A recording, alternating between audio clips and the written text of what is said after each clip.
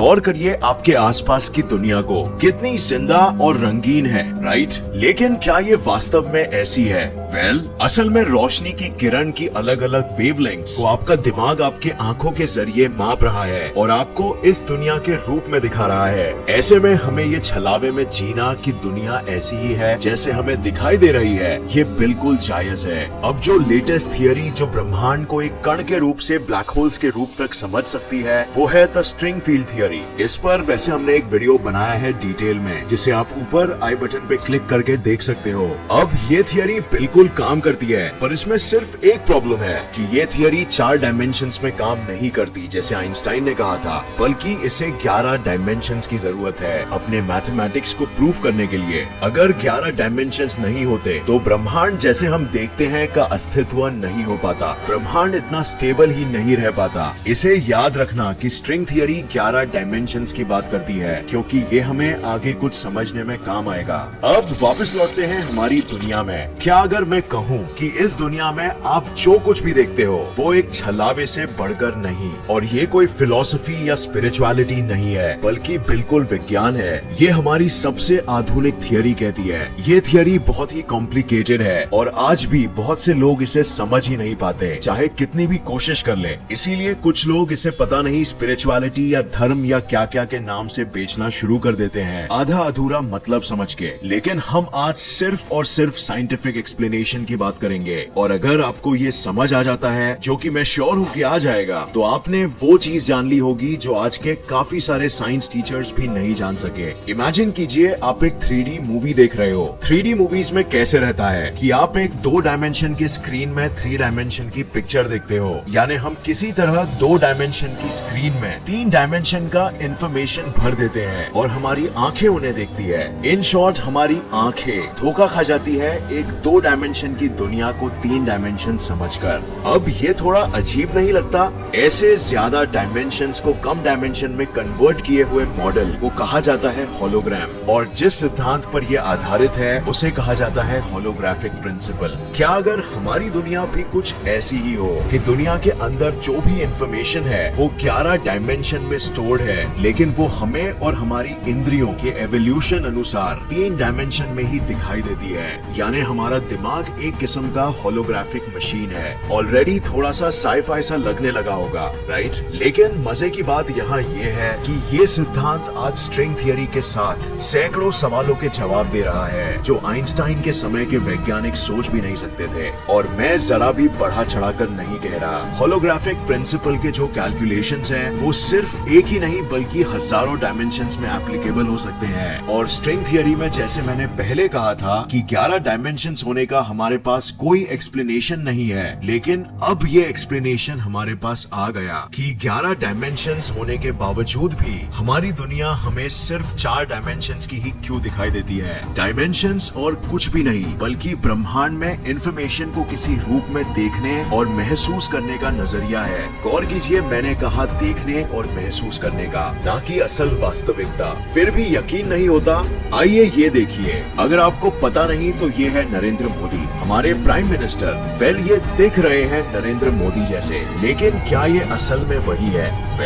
नहीं।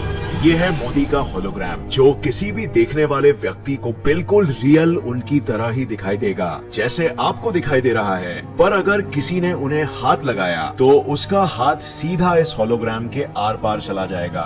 ये है होलोग्राम और होलोग्राफिक प्रिंसिपल की शक्ति। और जैसे आप देख सकते हो इसका दुनिया में कितना उपयोग होता है। नेताओं के लिए हर एक रैली में जाना कैसे संभव हो सकता जब उनकी सुरक्षा पर ही सवाल हो। कई सारे मीटिंग्स और यहाँ तक कॉन्सर्ट भी होलोग्राम्स के जरिए किए जाते हैं और लोगों को पता भी नहीं चलता।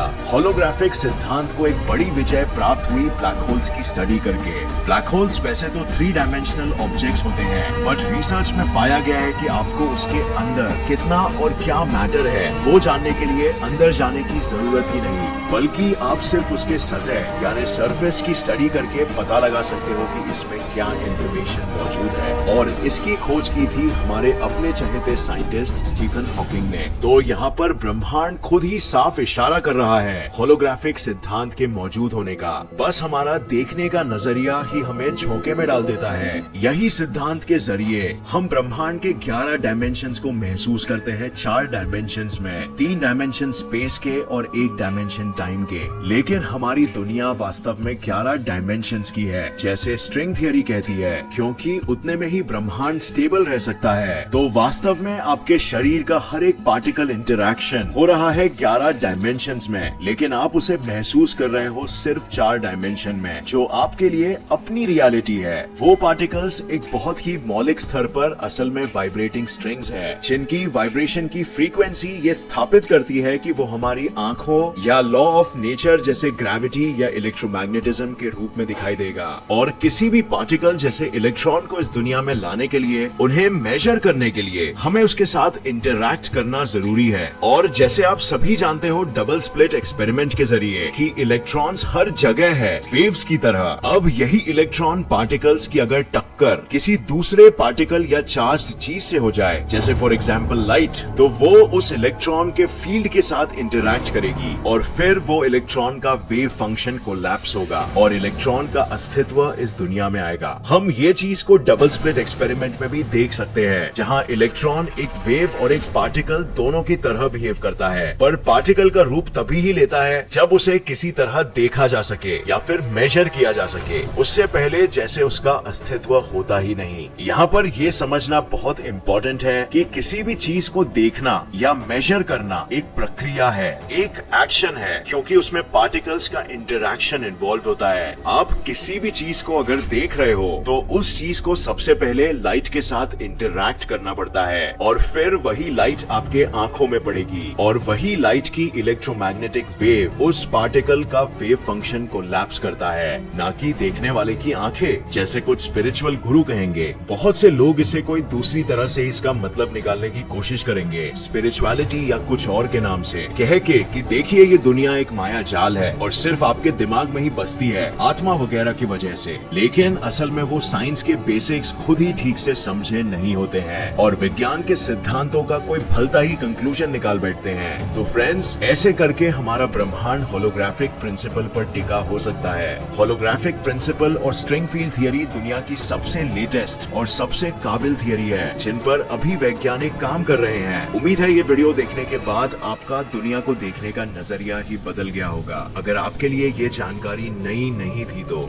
मैंने इसे बहुत ही आसान भाषा में समझाने की कोशिश की है, तो अगर आपको फिर भी नहीं समझा तो इसे दोबारा 2-3 बार देखना। लेकिन इससे पहले अगर आपको क्वांटम फील्ड थियरी और स्ट्रिंग फील्ड थियरी का आइडिया नहीं है तो मैं कहूंगा कि आप वो 2 थियरीज के बारे में पहले जान लो, क्योंकि वो इसको समझने का बेस है। इनफैक्ट मैंने एक प्लेलिस्ट बना लिया है जिसमें आपको तीनों वीडियो एक सीक्वेंस में देखने मिलेगा। वो प्लेलिस्ट को देखने के लिए बस सिर्फ ऊपर आई बटन पे क्लिक कर लेना और आपको सब कुछ एक गहरे स्तर पर समझ आ जाएगा और फिर लोग आपको आधी अधूरी बातें बताकर बेवकूफ नहीं बना पाएंगे। ये वीडियो देखने का बहुत शुक्रिया। उम्मीद है आपको ये पसंद आया और इससे नया कुछ जरूर सीखने मिला। तो फ्रेंड्स, आपकी क्या राय है इस विषय में? क्या आपको लगता है कि हमारा ब्रह्मांड होलोग्राफिक प्रिंसिपल पर आधारित है या फिर नहीं? कमेंट करके जरूर बताना, हमें हम जानना चाहेंगे।